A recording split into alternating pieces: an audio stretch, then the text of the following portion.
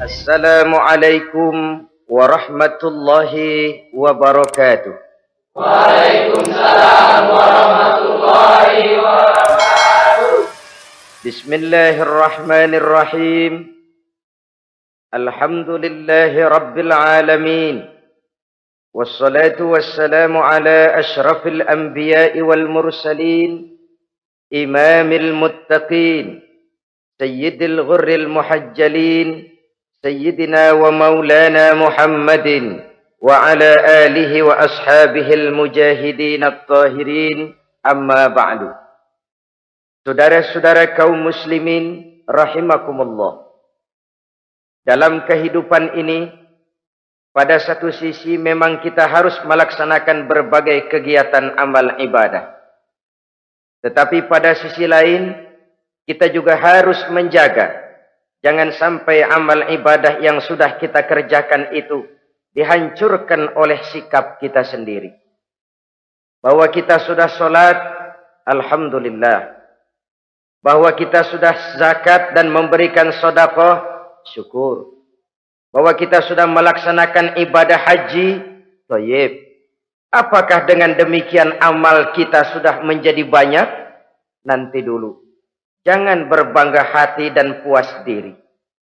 Pada kesempatan yang berbahagia ini, saya ingin menyampaikan satu hadis yang diriwayatkan oleh Imam Ad-Dailami, di mana Rasulullah sallallahu alaihi wasallam pernah bersabda, "Sittatu asya'in tuhbitul a'mal." Ada 6 perkara yang bisa menghancurkan amal yang sudah kita kerjakan. Salat yang sudah kita kerjakan itu, zakat yang sudah kita bayarkan itu, haji yang sudah kita tunaikan itu, bisa dihancurkan oleh 6 perkara ini. Nanti di akhirat, pada saat setiap orang menunggu pahala dari ganjaran amal yang ia kerjakan di dunia ini, kita menanti dan menanti, ya Rabb, mana amal kebaikan saya? Mana pahala kebajikan yang saya lakukan? Hasilnya tidak ada. Amal yang kita kerjakan dihancurkan oleh sifat-sifat yang akan kita kemukakan pada pertemuan kali ini. Yang pertama yang bisa menghancurkan amal adalah al-istighalu bi'uyubil khalqi. Orang yang terlalu sibuk mencari-cari aib dan kekurangan pada diri orang lain. Habis waktunya hanya untuk mengorek-ngorek celah orang, sementara ia lupa pada aib dan celah dirinya sendiri. Sifat seperti ini menghancurkan amal yang sudah kita kerjakan. Sedangkan baginda Nabi mengajarkan, tuba liman syaghalahu aibuhu an uyubin nas. Beruntunglah orang yang kekurangan pada dirinya menyebabkan dia sibuk sampai ia tidak sempat mencari-cari aib dan kekurangan pada diri orang lain. Saudara-saudara kaum muslimin rahimakumullah. Sibuk mencari aib orang tentu bukan dengan tujuan positif. Latar belakangnya kadang-kadang karena jealous, karena hasud, kecemburuan sosial. Sore, pagi, siang, malam kita korek-korek kesalahan orang dengan target hancur martabatnya, jatuh kehormatan dirinya, hilang nama baiknya, dilupakan dan terisolir dari tengah-tengah masyarakat. Perbuatan yang demikian sungguh terlalu amat sangat kejam. Salat kita, puasa kita, haji kita bisa dihancurkan jikalau kita terlalu sibuk mencari-cari aib orang lain. Muslim dengan muslim itu bersaudara. Kalau kita menganggap muslim yang lain adalah saudara kita, maka aibnya adalah aib kita, kekurangannya juga adalah kekurangan kita. Pada saat kita melihat pada dirinya terdapat kekurangan, tugas kitalah menutupi. Ini yang dijamin oleh Nabi, man satara musliman satarahullahu fid dunya wal akhirah.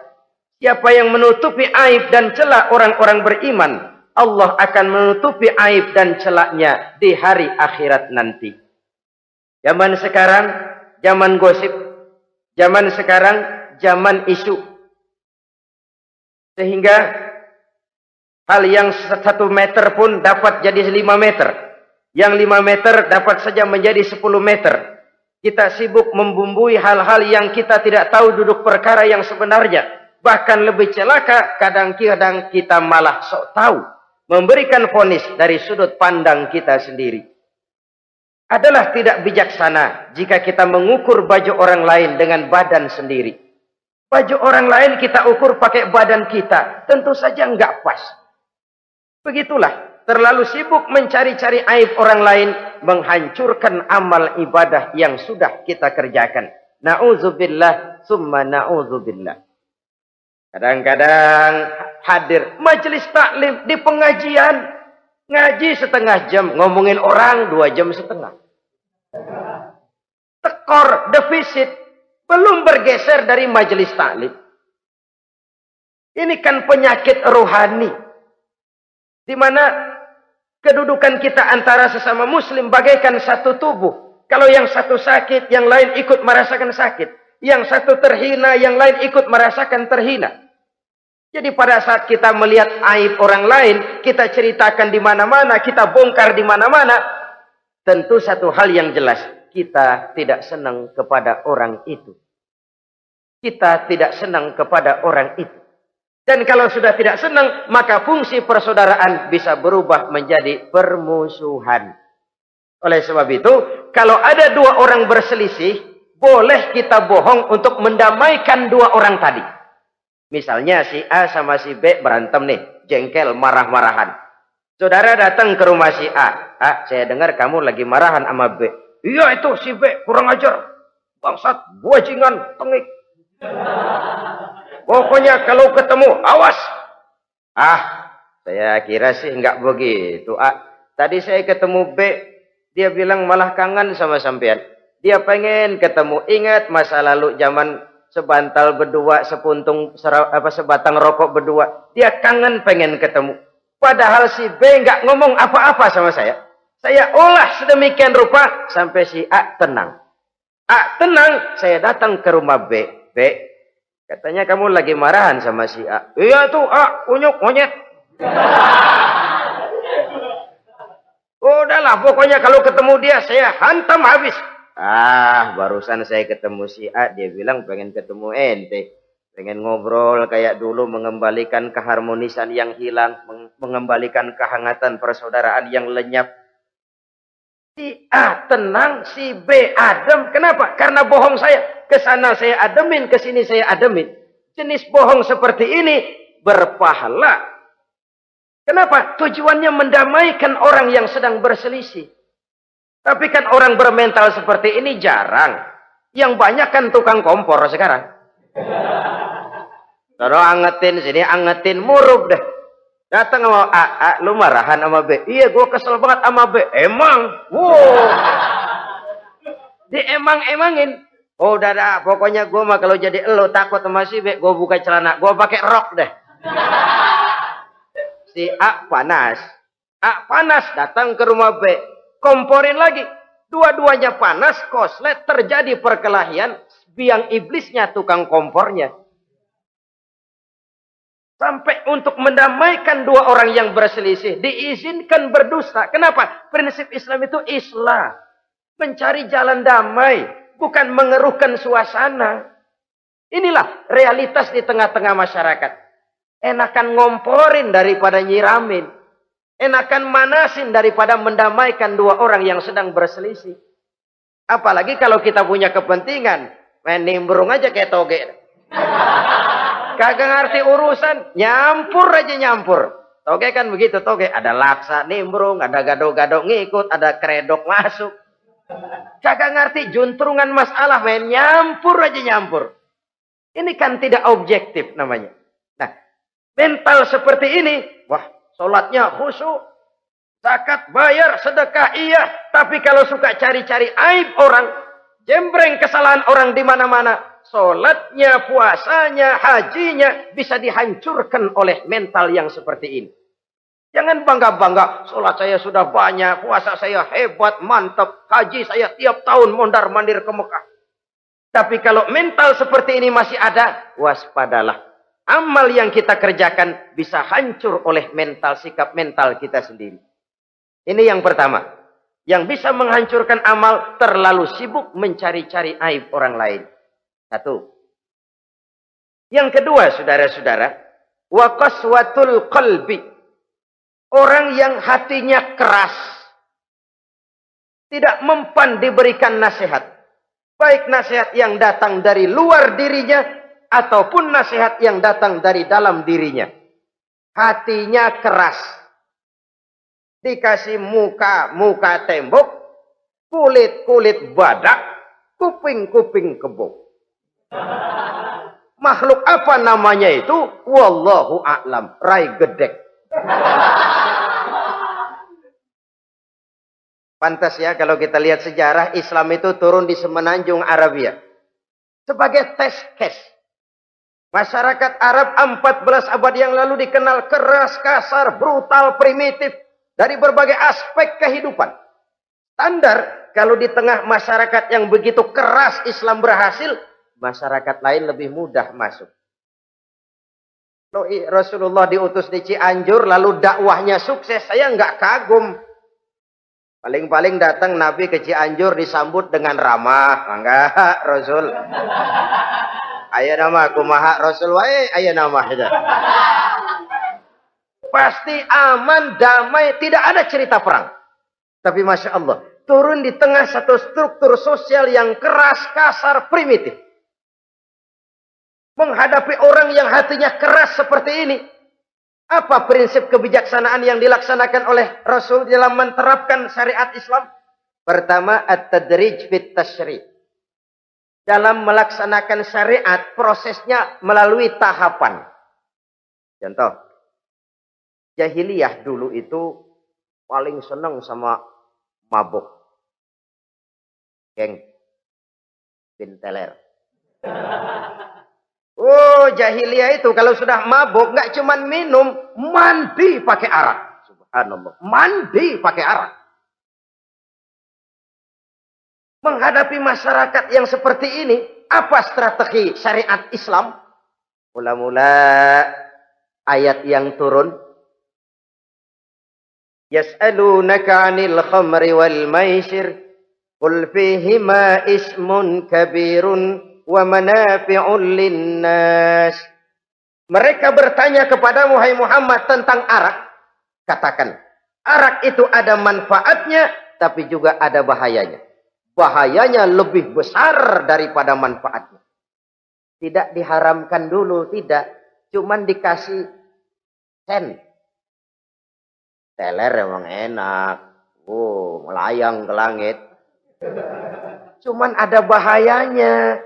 Bahayanya lebih besar daripada manfaatnya. Dikasih gambaran, dikasih sen.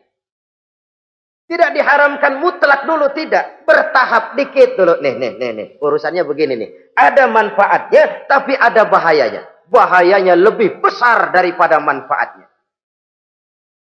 Jak rasio berpikir. Setelah tahu bahayanya lebih besar, kan dikit-dikit mulain jauh. Mulain ngurangin, jaga jarak. Setelah ada jarak, turun peringatan kedua. La taqrabus salata wa antum sukara. Jangan dekati solat kalau kamu lagi mabuk. Solat sehari semalam 5 kali. Berarti 5 kali mereka harus jaga diri. Jangan sampai mabuk. Makin jauh. Setelah jauh sekali, kira-kira tidak goyah, turun vonis. Innamal khamru wal maisir wal ansab wal azlamu rijsun min amali syaitan fajtanibu la'allakum tuflihun. Arak itu najis, kotor, perbuatan setan. Jauhi, pasti kamu akan beruntung. Baru timbul hukum haramnya. Orang udah nggak kaget. Kenapa? Pagi-pagi udah dikasih sen. Bahayanya lebih besar. Kalau sholat jangan, kalau mabuk jangan mendekati sholat. Makin jauh. Ini tahapan. Sama juga kita kan. Begitu jebrol lahirnya cuman susu ibu. Gedean dikit sang Ambon. Kan gitu. Gedean dikit pisang ulek. Gedean dikit nasi. Udah gede bener jengkol jejelin. Proses. Coba bayi begitu lahir kasih pisang batu, tenggeng. Gak kuat. menerima, belum waktunya. Ini proses yang dilaksanakan oleh strategi syariat Islam untuk mengobati penyakit qaswatul qalbi ini. Keras hati. Syariatnya bertahap. Tidak drastis. Tidak kalau sudah begitu ya mesti begitu. Tidak. Konsep kedua, taklilut takalif, menyedikitkan beban. Coba kita lihat, seluruh konsep agama, kalau kemampuan melaksanakan perintah berkurang, stressing perintahnya ikut turun. Angkat tuh beras 100 kilo. Nggak kuat pak, 30 kilo dulu deh. Ntar balik lagi, lama-lama juga habis. Ini konsep untuk mengobati qaswatul qalbi. Bertahap. Semua perintah agama itu begitu. La yukallifullahu nafsan illa wus'aha. Allah tidak memberikan beban kecuali sesuai dengan kemampuan yang dimiliki oleh seseorang. Kalau kemampuan melaksanakan perintah berkurang, stres perintahnya juga ikut menurun. Sholat wajib diri. Kalau mampu. Gak bisa pak sholat berdiri. Sholat dengan berbaring. Kalau mampu. Berbaring gak bisa pak. Pinggang kurap. Sholat pakai isyarat. Kalau mampu pakai isyarat tidak bisa. Dalam hati setiap kemampuan melaksanakan perintah berkurang, stres perintahnya juga menurun. Taklilut takalif ini juga salah satu strategi mengantisipasi kerasnya hati. Nah. Konsep yang ketiga dari syariat, al-musawat bainan nas fi takalifil ahkam. Persamaan terhadap manusia di dalam berhadapan dengan hukum Allah. Kadang orang yang hatinya keras itu, logikanya jalan, ngukur suasana. Gimana sih lu? Menggerib kagak mau ke masjid? No, yang Pak Haji masih di perapatan. Yang Pak Haji disebut. Itu kan cenderung orang begitu. Kalau dia nyolong ayam, dia tunjuk orang yang nyolong kambing. Ini apologi namanya. Kenapa lu nyolong ayam? No, yang maling kambing urusin, gedean. Apologi. Lah kapan mau beres kalau begitu? Tidak introspeksi, tidak self correction. Itu apologi. Untuk menutupi kelemahan diri, menunjuk kesalahan orang lain yang lebih besar. Itu kan nggak jantan namanya. Apologi. Tidak ada sifat untuk memperbaiki diri sendiri. Karena kecenderungan ini ada, Islam menutupi itu. Dengan apa? Semua manusia sama dalam berhadapan dengan hukum Allah. Gak ada iri hati dalam hukum Islam ini. Sholat wajib. Wajib. Bagi siapa? Yang sudah balik dan mampu. Terhadap semua strata. Jenderal wajib, kopral wajib. Apalagi hansip. Tidak ada fasilitas. Wah kamu jenderal nggak apa-apa dah sembahyang setahun 2 kali. Idul Fitri aja Maidul Adha. Enggak tuh. Semua manusia sama dalam berhadapan dengan hukum Allah. Itu yang Nabi ingatkan. Orang-orang sebelum kamu dahulu hancur. Umat-umat sebelum ini rusak binasa. Kenapa? Karena mereka kalau orang kecil berbuat salah. Hukum cepat-cepat ditegakkan. Tapi kalau yang besar berbuat salah. Mereka diam pura-pura tidak tahu. Jadi apa ini? Yang namanya mafia peradilan bukan cuma zaman ayeuna. Sejak zaman sebelum Islam Nabi sudah mengingatkan. Mereka dahulu hancur. Kenapa? Kalau orang kecil berbuat salah, hukum buru-buru ditegakkan. Rame-rame dikeroyokin. Giliran yang gede berbuat salah, diam pura-pura nggak tahu. Hukum pakai pandang bulu. Saudara-saudara kaum muslimin rahimakumullah. Oleh karena itu orang yang keras hati itu bisa merusak amalnya sendiri. Nggak mempan nasihat, rai gedek, muka-muka cuek. Baik nasihat yang dari luar maupun nasihat yang dari dalam nggak mempan. Kan dalam hidup ini ada nasihat dari luar, dari orang lain, bisa dari fenomena kehidupan. Ini juga nasihat. Oh, dia itu kaya tapi pelit. Hatinya begitu ya. Katanya menteleng. Itu kan nasihat. Itu kan nasihat. Oh, dia waktu berkuasa tapi zalim, matinya begitu. Perutnya pancung.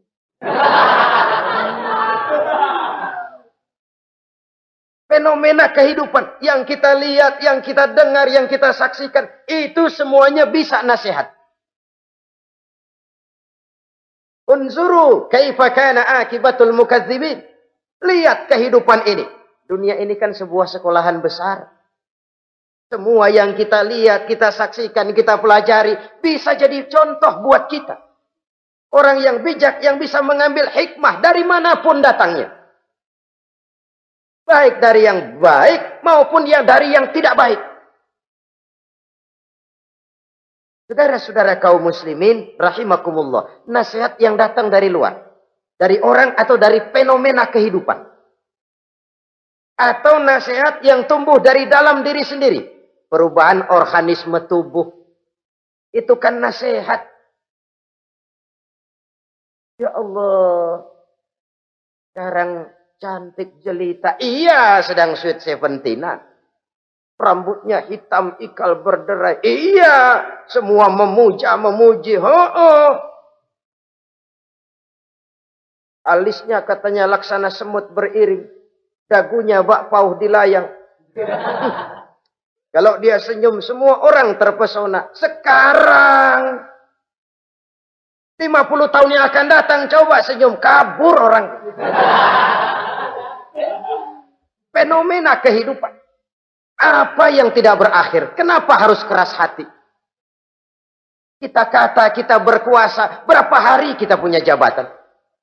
Kita kata kita kaya, berapa banyak harta kita? Kita kata kita alim, kita tahu. Apa yang kita tahu dari semesta jagat raya ini? Lalu apa yang tidak berakhir?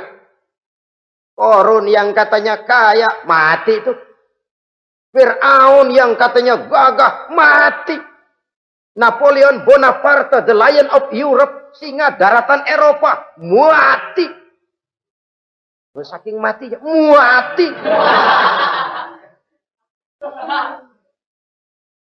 Kenapa harus keras hati? Kenapa tidak melihat perubahan fenomena alam sekitar ini? Apa yang tidak berakhir? Apa yang tidak selesai? Lalu apa yang mau kita sombongkan? Kenapa kita harus keras hati? Sehingga pantas dalam hadis kursi Allah menyatakan al-kibriya'u libasi. Sombong itu pakaianku. Manusia enggak pantas pakai pakaianku. Kegedean. Pakaian Allah mau dipakai. Kalau Allah sombong, udah pantas aja udah. Kenapa? Kagak ada Tuhan lain selain dia. Udah pantas dia nyombong. Kita nyombong apaan? Oleh sebab itu, beruntung orang kalau diberikan hati yang lembut. Mudah menerima kebenaran. Peka terhadap kesulitan orang lain. Ringan tangan memberikan pertolongan buat mereka yang memang memerlukan. Dan enggak semua orang dikasih begitu. Enggak semua orang. Lain ya. Umar bin Khattab sikapnya keras. Tapi hatinya gampang menerima kebenaran. Nah, lain loh orang kayak begini. Keras sikap boleh keras. Tapi hati mudah menerima kebenaran. Wah, kalau Umar kerasnya kan luar biasa. Tapi hatinya kok gampang menerima kebenaran. Ini hidayah. Coba lihat waktu berita Rasulullah meninggal dunia. Sampaikan oleh para sahabat. Umar jengkel. Cabut pedang. Siapa bilang Muhammad mati, saya tabas batang lehernya. Dia enggak siap menghadapi kenyataan. Emosinya yang jalan, bukan rasionya. Keras. Bilang deh, Muhammad meninggal. Saya tabas batang lehernya. Untung ada Sayyidina Abu Bakar. Beliau tidak bicara langsung, cuma pidato. Ayyuhan nas, man kana ya'budu Muhammadan fa inna Muhammadan qad mata. Wa man kana ya'budu Allah fa inna Allah hayyul la yamut. Hai manusia, siapa yang menyembah Muhammad, Muhammad sudah meninggal. Tapi siapa yang menyembah Allah, Allah maha hidup dan tidak akan pernah mati buat selama-lamanya. Sayyidina Umar tersentak. Subhanallah, saya salah. Bagaimanapun Muhammad hanya seorang manusia. Saya cinta dia, saya suka dia, nyawa saya pertaruhkan untuk dia. Tapi dia manusia dan saya tidak menyembah Muhammad. Ia sadar akan kekeliruannya, berlinang air matanya. Keras sikapnya, tapi lembut hatinya. Nah, yang kayak begini, bagus. Ini udah sikap keras, hati keras, yaitu tadi. Buka tembok, kulit buadak, kuping kebo. Diapain aja udah nggak mempan aja udah. Susah yang kayak begini. Saudara-saudara, ma'asyiral muslimin rahimakumullah. Jadi yang kedua yang bisa menghancurkan amal kita, orang yang hatinya keras. Wah. Yang ketiga sekarang, yang bisa menghancurkan amal kita itu wa hubbud dunya. Orang yang terlalu cinta kepada dunia. Nih, pakai kalimat terlalu ya. Kalau sekadar cinta kepada dunia, why not? Kita cinta anak dan istri, wajar. Kita cinta harta benda, tentu. Kita cinta sanak famili dan seluruh handai tolan, memang. Kita juga cinta kepada bangsa dan tanah air. Itu bagian dari iman, persilahkan. Yang tidak boleh itu kalau sudah pakai kalimat terlalu. Terlalu. Sebab kalau sudah terlalu, itu sudah di luar kontrol. Orang lalu menghalalkan segala cara. Terlalu cinta kepada jabatan. Akhirnya bergeser. Sholat menghadap Allah. Dengar mau pindah jabatan ke tempat kering. Gerasak gerusuk nyari dukun. Ini kan namanya iya kanak budu wa dukun nastain. Nggak bisa wong itu satu paket. Kalau iya kanak budu wa iya kanastain. Kalau hanya kepadamu ya Allah kami menyembah, hanya kepadamu kami minta tolong. Ini paket, jangan dipisah-pisah. Menyembahnya kepada Allah, minta tolongnya kepada yang lain. Sinkret, bercampur. Iya kalau es campur enak. Tapi kalau agama dicampur dengan yang lain, nggak enak rasanya. Sama juga begini, ada gelas ya. Kalau sepenuhnya diisi bensin, itu ketahuan, bisa diminum motor. Kalau sepenuhnya diisi air putih, jelas bisa diminum orang. Tapi begitu separuh diisi bensin, separuh diisi air putih, kacau dah. Motor minum, mogok. Orang minum, mabok. Dijual juga nggak laku. Kenapa? Sinkret. Maka Allah pesan, wala talbisul haqqa bil batil. Jangan kau campur aduk yang hak dengan yang batil. Saudara-saudara kaum muslimin rahimakumullah. Begitulah terlalu cinta kepada dunia sering menyebabkan orang out of control. Bergeser dari garis yang telah ditentukan oleh Allah. Apalagi di zaman sekarang ini. Persaingan hidup makin tajam. Tensi ekonomi semakin tinggi. Gaya hidup semakin konsumtif. Sementara lapangan kerja semakin sulit. Orang kadang kehilangan harga diri untuk mencapai sesuatu yang bernama dunia, lalu menghalalkan segala cara. Sebab itu jangan korbankan keabadian akhirat dengan kesenangan dunia yang cuma sebentar ini. Jangan sia-siakan keabadian akhirat dengan kesenangan dunia yang kadang fata morgana ini. Cintailah dunia, tapi sekadarnya saja. Sebagai ladang untuk menanam bagi kepentingan di akhirat nanti. Terlalu cinta kepada dunia bisa menghancurkan amal yang sudah kita kerjakan. Ini yang ketiga. Yang keempat, wa qillatul haya. Orang yang sedikit rasa malunya. Rasa malu merupakan bagian daripada nilai-nilai keimanan. Apabila rasa malu berkurang, artinya nilai iman juga ikut menurun.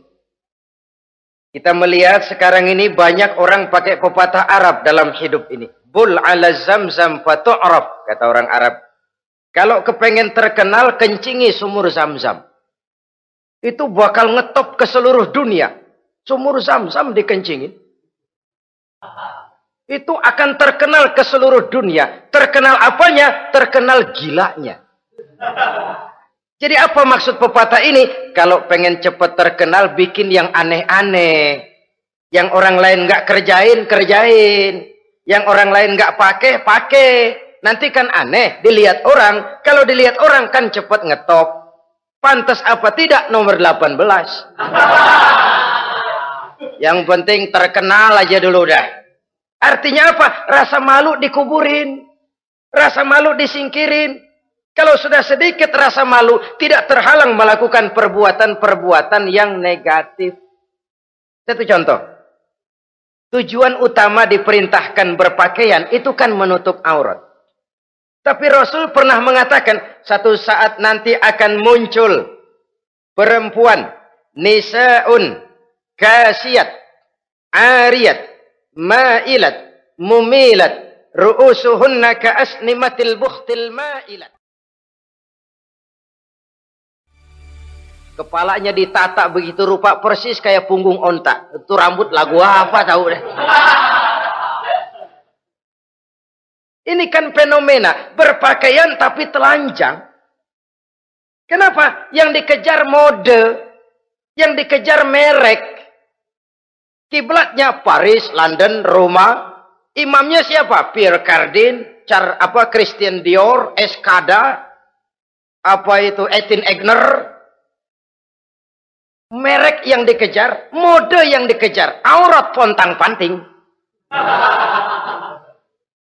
Ditambah oleh tayangan-tayangan berbagai iklan yang merangsang anak-anak kita untuk hidup konsumtif. Iyo. Cocok iya jeng urang yo. Terangsang dia untuk konsumtif. Dihadapkan kepada kenyataan. Suasana ekonomi nggak menunjang. Orang tua lemah ekonominya. Dia lihat sekelilingnya, ternyata yang lain juga begitu. Banyak teman senasib, kumpul. Disingkirkan rasa malu. Akhirnya tukang bajai ditodong. Qillatul haya, sedikit rasa malu. Kalau sedikit rasa malu, dia tidak terhalang lagi melakukan perbuatan-perbuatan yang negatif. Dan itu berarti menghancurkan amal-amal yang lain. Sebab itu budaya malu ini sangat penting. Coba kalau dia hinggap di hati seorang pejabat. Pejabat yang punya rasa malu, Masya Allah, membawa manfaat yang besar buat rakyatnya. Contoh saja ya, di Jepang itu ada Perdana Menteri Hosokawa, saudara-saudara dengar. Baru 8 bulan jadi Perdana Menteri. Dia dijuluki Mr. Clean, Mr. Bersih. Diisukan terlibat skandal cuma 4-6 miliar rupiah. Itu pun buat kampanye kemenangan partainya. Diisukan begitu rupa, malu Hosokawan. Malu mengundurkan diri. Baru 8 bulan jadi Perdana Menteri. Mundur, malu. Padahal Hosokawa nggak kenal ketuhanan yang Maha Esa. Nggak kenal. Tapi budaya malunya luar biasa. Nah kalau sudah pejabat nggak punya malu, habis. Kan sekarang umpamanya nih, ada impres desa tertinggal, disunatin. Sampai marah betul itu Bapak, para pimpinan negara kita itu. Tidak ada maaf bagi pejabat yang nyunatin IDT. Kenapa? Kan tipis rasa malu. Turun dari atas, sunatin. Turun ke bawah, sunatin. Turun ke bawah, sunatin lagi. Nyampe bawah, tetelan doang dikit banget. Kebanyakan tukang sunat, saudara-saudara. Budaya malu yang nipis. Orang kaya kalau punya budaya malu, bawa rahmat bagi lingkungannya. Ulama kalau punya rasa malu, nggak jual ayat menghalalkan yang haram, mengharamkan yang halal. Bagaimana Kiai? Haram! Karena belum dapat bagian. Begitu dapat jatah, haram dikit dah. Kiamat umat kalau sudah kayak begini. Budaya malu di segala strata sekarang ini menipis. Dan itu tentu berangkat dari kualitas keimanan. Ini yang perlu dipompa ke permukaan.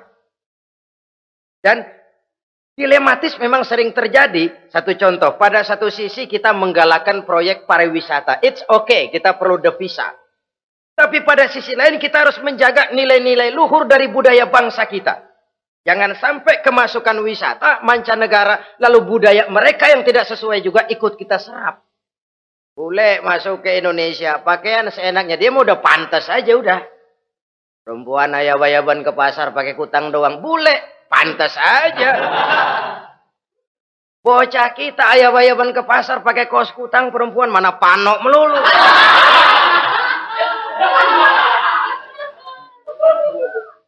Menipisnya budaya malu. Ada standar bahwa mode hal kedua.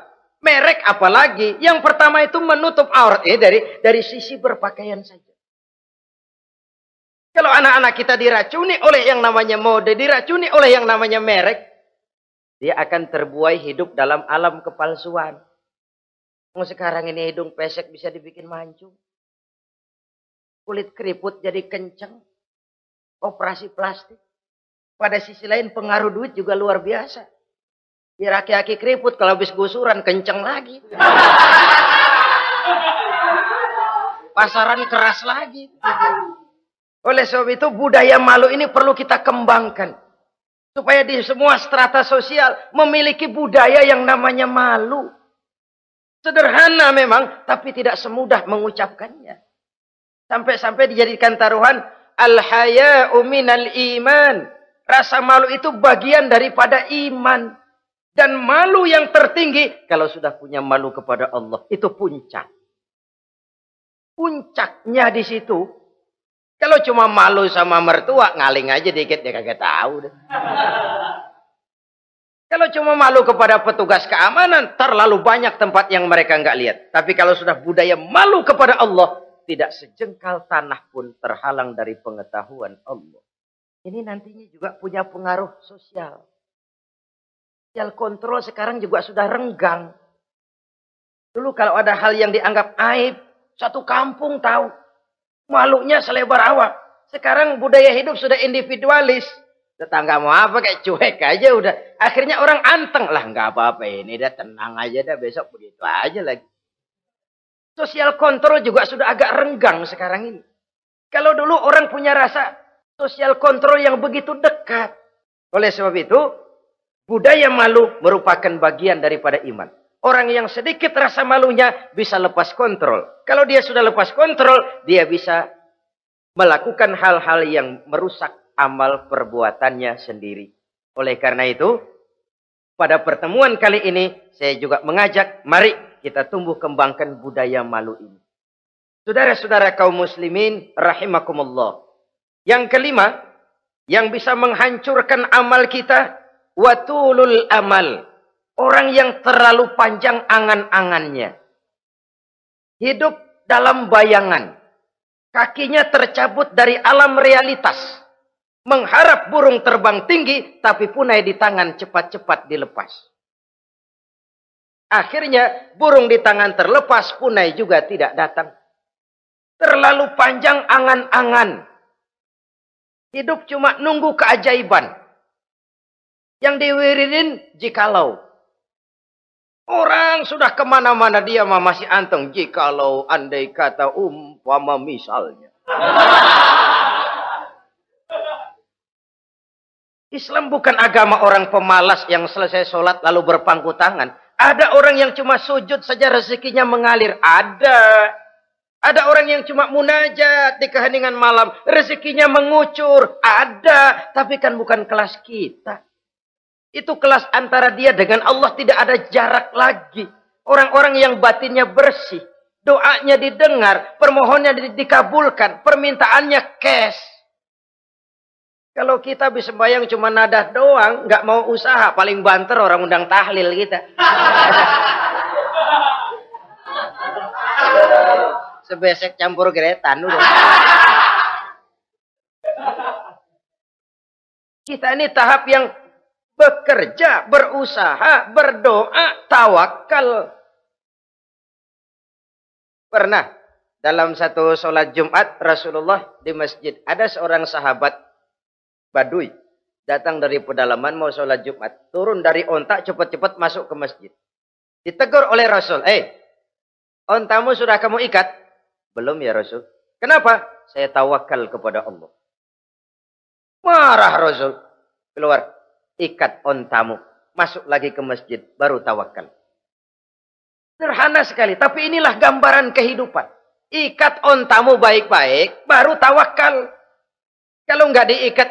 Udah tawakal terus hilang. Tawakalnya salah. Sudah diikat rapi-rapi masih hilang juga. Nah tawakalnya benar. Sudah usaha. Sudah ikhtiar. Toh hilang juga. Gambarannya sederhana. Ikat ontamu baik-baik. Lalu masuk ke masjid. Barulah engkau bertawakal. Jangan onta dibiarin keliaran lalu tawakal. Tawakalnya yang salah.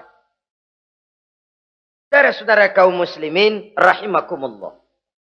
Islam mengajarkan keseimbangan.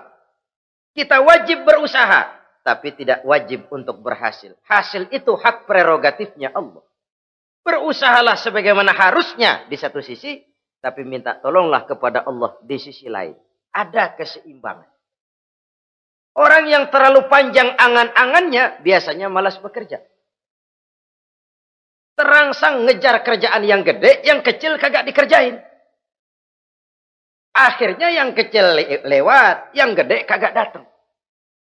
Padahal rezeki itu kan yang penting mudawamahnya ya, rutinnya. Biar banyak tapi begitu sekali datang banyak, begitu stop 10 tahun kagak datang terus. Sengsara juga. Yang penting mudawamah, continue-nya itu. Biarin duit sih banyak, asal rutin aja. Gak apa-apa. Tulul amal, terlalu panjang angan-angan. Hidup di alam bayangan. Terlepas kaki dari akar kenyataan. Hidup ini kan kenyataan, harus dihadapi secara nyata. Islam ini agama yang wajar, hiduplah secara wajar.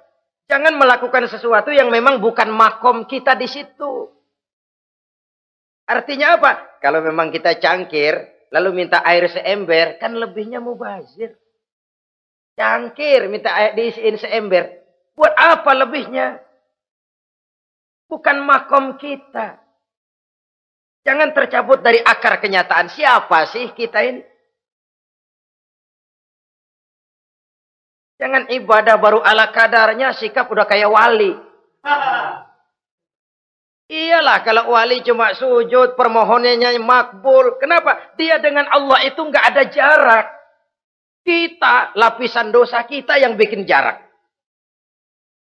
Makanya sering dijelaskan ya.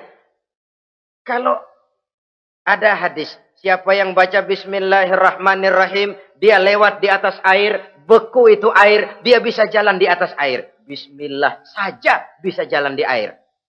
Tapi kan soalnya kemudian, Bismillahnya orang yang bagaimana?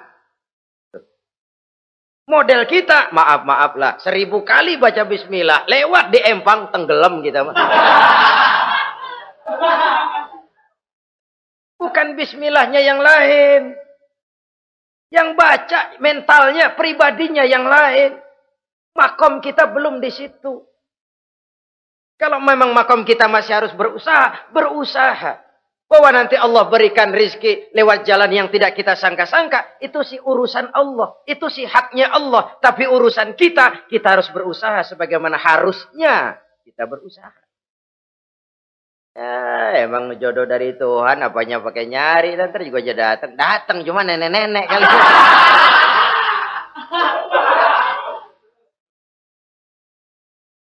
Bekerja, berusaha. Jangan terlalu panjang angan-angan. Hiduplah secara nyata. Apa adanya. Yang wajar-wajar saja. Tinggal di gubuk reot. Hidup pakai gaya jet set. Ngagul dah. Sama merek mobil kenal banget. Mobil orang-orang. Udah bukan main kalau ngomong dah. Di atas awan hidupnya. Di atas awan. Ngomong kagak ada yang kecil. Gak pakai juta udah. Miliar. Triliun. Ngerokok tetap aja ngombe.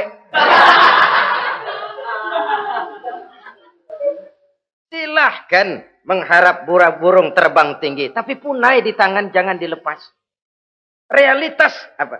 Idealisme boleh terbang setinggi langit. Tapi kaki tetap berpijak di alam realitas. Ayo kita ngambil contoh dari Rasulullah Sallallahu Alaihi Wasallam. Rasulullah itu kan dikasih mukjizat. Fasilitas. Tapi nggak ngandelin. Buktinya apa? Nabi hijrah ke Madinah. Itu kan manusia. Posisi kita terjepit. Ayo hijrah, hijrah, berangkat. Gak ngandelin Tuhan. Pojokin nih, dikepung. Kirim deh apaan kayak biar pada mampus nih orang ini. Enggak tuh. Enggak. Walaupun beliau punya mukjizat. Tapi enggak ngandeli. Kenapa kita enggak lihat itu? Perang Uhud kalah. Kalah. Berlumur darah dari kakinya yang mulia itu. Kalau ngandelin mukjizat, apa pantas Nabi kakinya sampai berdarah? Apa pantas sampai kalah? Kenapa enggak rekes, simsalabim, hancur musuh? Tidak, beliau tidak tercabut dari akar kenyataan. Beliau manusia, hidup dan berjuang secara manusiawi. Perkara Allah mau kirimkan mukjizat, itu haknya Allah. Waktu di Taif, saudara masih ingat. Dilontari dengan batu, menghindar ke kebun anggur. Turun malaikat Jibril, Muhammad, innallaha amaroni an uti'ak. Allah perintahkan saya datang menemuimu di sini untuk mendengar komandomu. Sekarang apa mau kamu? Kalau mau kau orang Taif yang melontari kau dengan batu hancur, saat ini saya angkat Jabal Uhud. Saya timpakan mereka biar mati semua. Bagaimana? Dalam keadaan terpojok. Dilemparin batu, dikeroyokin, menghindar ke kebun anggur. Turun Jibril nawarin bantuan. Apa jawab Nabi? Jangan Jibril. Jangan. Saya diutus bukan buat ngancurin orang. Saya ini rahmah bagi alam. Tapi kamu disambitin. Biarin. Saya berjuang jangka panjang Jibril. Kalau sekarang mereka ingkar. Barangkali nanti anak-anaknya mau beriman. Saya tungguin anak. Kalau anaknya kafir lagi Muhammad. Cucunya. Oh susah Muhammad, susah. Kenapa? Bagaimana bapak, begitu anak. Enggak begitu. Lalu mau kamu apa? Saya mendoakan mereka. Allahumma hdi qaumi fa innahum la ya'lamun. Ya Allah, berikan hidayah kepada mereka yang nyambitin saya. Karena mereka enggak tahu. Disambitin, berdarah, yang nyambitin didoakan. Pada satu sisi ini menunjukkan tingginya akhlak Nabi. Pada sisi lain ini menunjukkan Nabi juga mengatur strategi secara manusia. Tidak simsalabim. Tidak tercabut dari akar kenyataan. Padahal kita kalau lagi kepepet ada yang nolongin, kan demen banget. Kali mah kalau kita yang jadi Nabi tuh. Disambitin orang, turun Jibril. Bagaimana hancurin? Sikat Jibril dah. Habisin aja, habisin. Hijrah ini usaha ikhtiar manusiawi. Perang kalah manusiawi. Putra tercinta wafat berlinang air mata manusiawi. Sakit manusiawi. Padahal punya mukjizat. Tapi nggak ngandelin. Semua nabi juga gitu. Nabi Musa dikasih tongkat. Tapi berapa kali tuh tongkat dipakai? Waktu ngelawan tukang sihir. Waktu nyebrang di Lautan Merah. Itu aja. Selebihnya Nabi Musa berjuang secara manusia, berusaha. Gak mentang-mentang punya mukjizat tongkat, tiap dapat kesulitan, awas tongkat.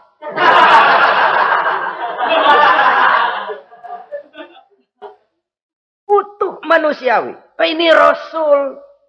Kenapa kita nggak lihat itu? Kenapa kita lalu tercabut dari akar kenyataan dan hidup dalam khayalan?